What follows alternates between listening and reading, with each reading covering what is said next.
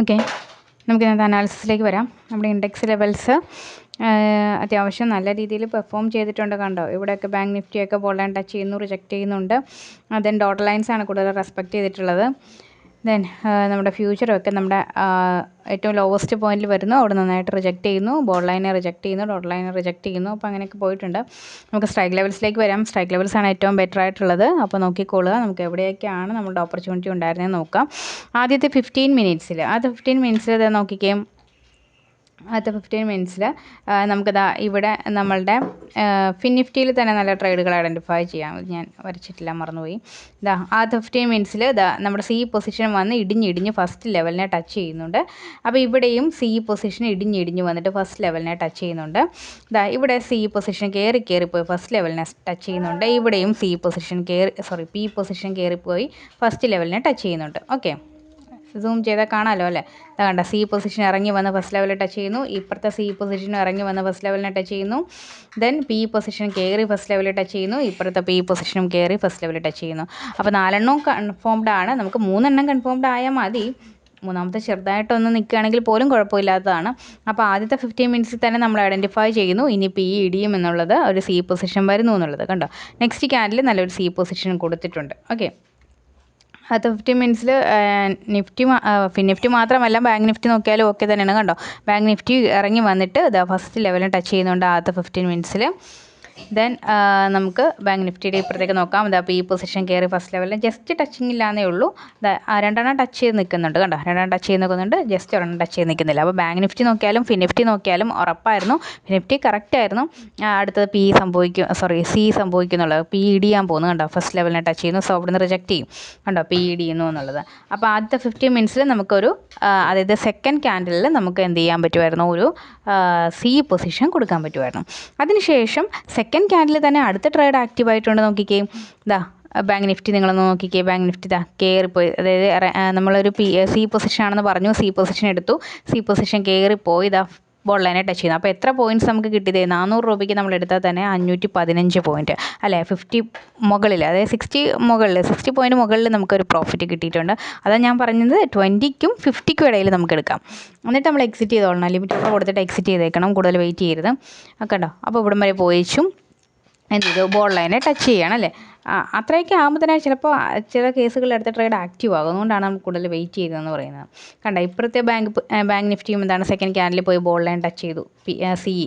Okay, then നമുക്ക് ഇപ്പോഴത്തെ പിയിലേക്ക് നോക്കാം. പി നോക്കി ഇറങ്ങി വന്ന് ബോൾ ലൈൻ ടച്ച് ചെയ്തു. സോ നമുക്ക് അടുത്ത ട്രേഡ് ആക്റ്റീവായി അടുത്ത പി പൊസിഷൻ ഉണ്ടാകുമെന്നുള്ളതാണ് ബാങ്ക് നിഫ്റ്റി പറയുന്നത്. ബാങ്ക് നിഫ്റ്റി നോക്കിയാലും ഫിൻ നിഫ്റ്റി നോക്കിയാലും അത് കറക്റ്റ് തന്നെയാണ്. ഫിൻ നിഫ്റ്റിയിലും അത് തന്നെയാണ് കാണിക്കുന്നത്. സെക്കൻഡ് ക്യാൻഡിൽ പോയിട്ട് ബോൾ ലൈൻ ടച്ച് ചെയ്യുന്നു. സി കയറിയതാണ്, പക്ഷേ പോയി ബോൾ ലൈൻ ടച്ച് ചെയ്തു. ഇപ്പുറത്തും സി കയറി ബോൾ ലൈൻ ടച്ച് ചെയ്തു. ദെൻ ഇവിടെയാണെങ്കിൽ പി ഇറങ്ങി വന്ന് ബോൾ ലൈൻ ടച്ച് ചെയ്തു. ഇപ്പുറത്ത് പി ഇറങ്ങി വന്ന് ബോൾ ലൈൻ ടച്ച് ചെയ്തു. അപ്പോൾ ഫിൻ നിഫ്റ്റിയിൽ 4 രീതിയിലും കറക്റ്റാണ്. ഇതടുത്തത് പി സംഭവിക്കുന്നത്. നല്ലൊരു ബുള്ളിഷ് ആയിട്ടുള്ള പി ക്യാൻഡിലാണ് അവിടെ സംഭവിച്ചത്. കണ്ടോ, നല്ലൊരു റിട്ടേൺ. അത് ബാങ്ക് നിഫ്റ്റിയിലേക്ക് ആണെങ്കിൽ എത്ര റിട്ടേൺ നോക്കിക്കിയത്, ഒരു 400 രൂപയ്ക്കൊക്കെ എടുത്താൽ തന്നെ നമുക്ക് എത്ര കിട്ടുന്നത് നോക്കിക്കേ. അത് 600 വരെയൊക്കെ പോയിട്ടുണ്ട്. അതല്ലേ, 200 പോയിൻറ്റ്സ് വരെ അത് പോയിട്ടുണ്ട്. അപ്പോൾ സെക്കൻഡ് ക്യാൻഡിൽ തന്നെ അടുത്ത ട്രേഡ് ആക്റ്റീവായി. ഞാനിന്നൊരു 6 ട്രേഡ് എടുത്തിട്ടുണ്ടായിരുന്നു കേട്ടോ.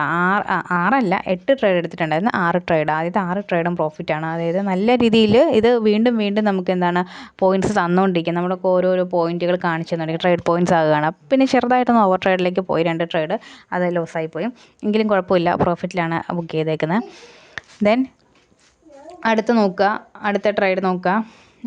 നമുക്ക് ബാങ്ക് നിഫ്റ്റി തന്നെ നോക്കാം. അടുത്തത് നോക്കിക്കേ, 1 2 3 4th ക്യാൻഡിലായപ്പോഴത്തേക്കും ഇറങ്ങി വന്നിട്ട് ബാങ്ക് നിഫ്റ്റി ഇറങ്ങി വന്നിട്ട് സെക്കൻഡ് ലെവലിനെയാണ് ടച്ച് ചെയ്ത് നിൽക്കുന്നത്. ഓക്കെ, സെക്കൻഡ് ലെവലിനെ ടച്ച് ചെയ്യുന്നു. അപ്പോൾ ഇവിടെയാണെങ്കിൽ മുകളിൽ പി കയറി സെക്കൻഡ് ലെവലിലാണ് നിൽക്കുന്നതെന്ന് ശ്രദ്ധിക്കുക. ഇത് 2 ഫസ്റ്റ് ലെവലാണ്.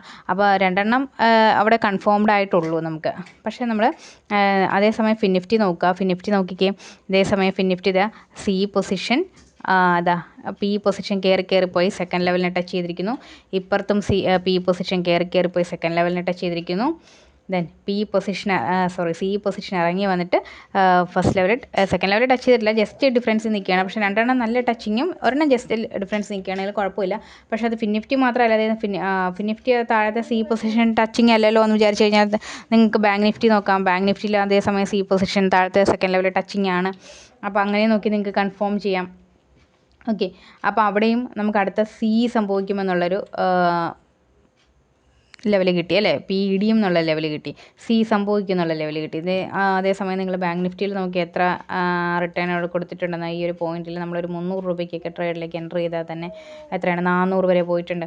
കണ്ട 100 പോയിൻറ്റ്സ് നമുക്ക് നിഫ്റ്റിയിൽ പോയിട്ടുണ്ട്. 100 പോയിൻറ്റ്സ് ഒന്നും നിൽക്കണ്ട കേട്ടോ, ഞാൻ പറഞ്ഞതേ ഉള്ളൂ. ഇന്ന് നല്ല വോളറ്റാലിറ്റി ഉണ്ടായിരുന്നതുകൊണ്ടാണ് അത്രയൊക്കെ റിട്ടേൺ വരുന്നത്.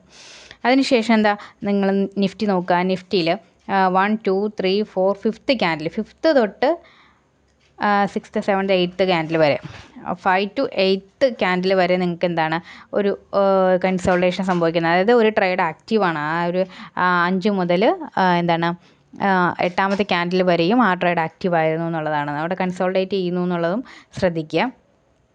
കണ്ടോ, 5ാമത്തെ ക്യാൻഡിൽ കയറിപ്പോയ സി പോയി ബോൾ ലൈൻ ടച്ച് ചെയ്യുകയാണ്. ഇപ്പുറത്തും കയറിപ്പോയ സി പോയി ബോൾ ലൈൻ ടച്ച് ചെയ്യുന്നുണ്ട്. ദെൻ ഈ പി ആണെങ്കിൽ ഇറങ്ങി വന്ന് ബോൾ ലൈൻ ടച്ച് ചെയ്യുന്നുണ്ട്. കണ്ടോ, അപ്പോൾ നമുക്ക് ഇവിടെ 4ഉം കൺഫേംഡ് ആണ് ഈ 5ാമത്തെ ക്യാൻഡിൽ തന്നെ. പക്ഷേ കുറച്ച് നേരത്ത് കൺസോൾട്ടേറ്റ് ചെയ്തിട്ടുണ്ട്.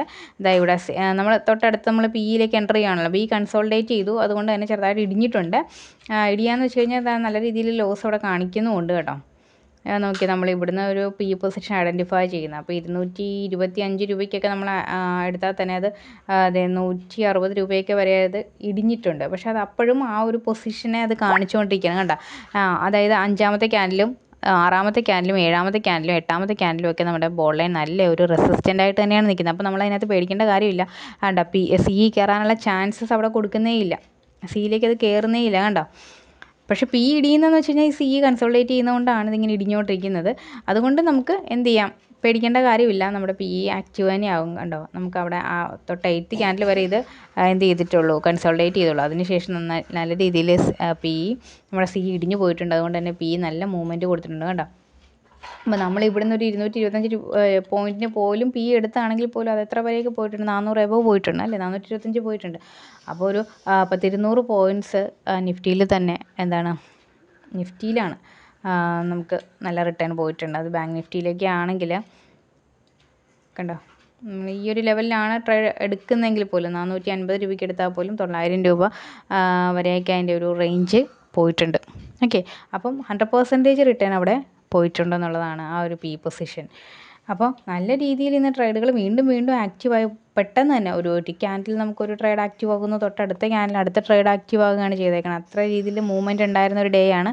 ഒരുപാട് ട്രേഡ് പോയിൻറ്റ്സ് ഇവിടെ ഉണ്ടായിരുന്നു. കറക്റ്റായിട്ട് എണ്ണി പറയാനാണെങ്കിൽ 4 പോയിൻറ്റ്സ് നമുക്ക് ഐഡൻറ്റിഫൈ ചെയ്ത് പറയാം.